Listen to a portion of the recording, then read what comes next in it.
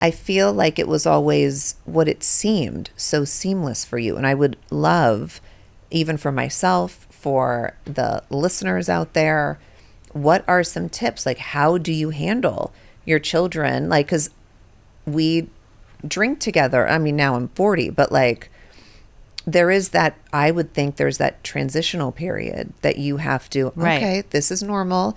My daughter's ordering wine at dinner, but she's of age. Like, I don't know. Was that ever strange for you? You know what? I remember when you guys were getting a little bit older, and my girlfriend used to say, she used to get so mad at me because she felt like I wasn't tough enough. I wasn't the disciplinarian that she was or that she thought was appropriate. And I would say to her, but I want to do this my way. Well, these aren't your friends though. You're too much of a friend. You're not the parent. And I said, oh no, I'm the parent. But I didn't, carry these kids around for 9 months in my body and then give birth to them and raise them and come this far. And now they're young adults or they're, going to be a teenager soon, to just let it all go and just be their parent. And then and that's the end. These are going to be my soulmates for the rest of my life. I want to be able to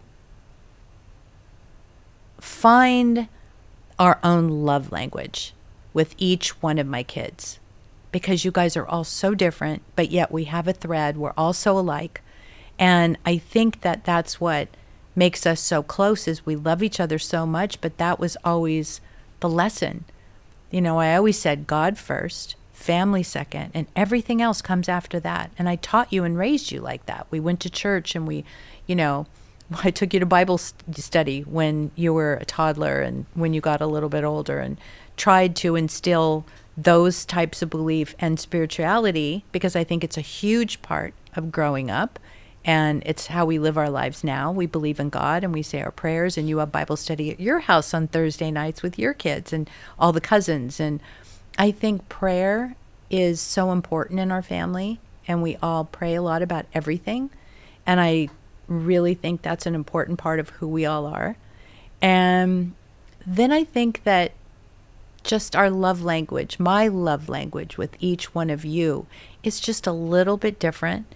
And I find that seeing each one of you and letting you be who you are, while at the same time, that I'm your safety net.